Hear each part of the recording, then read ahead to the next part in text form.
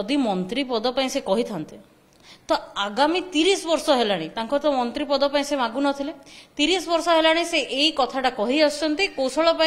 Development करने कहते western Odisha development कर 30 वर्ष है मुझे जन्म आवेदन करी से दिन ठार मु देखिनी मो बापा को बंदे उत्कल जन छिड़ा हबार तो 30 वर्ष आगे को मंत्री पदटा दरकार थिला एटा आजिर जदि कथा होता तो ये कथाटा उठी पारता 30 वर्ष है सेटा करचंती नवीन सरकार भी से कथाटा शुण नथिले उल्टा तांको निर्यातना दबापाई 82 केसेस तांको नारे करथिले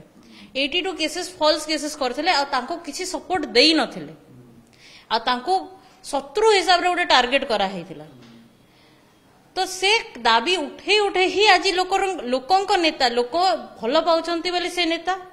आ लोकंक मन भीतर कथा से रखी पारुचंती बोली लोक तांको भल पाते।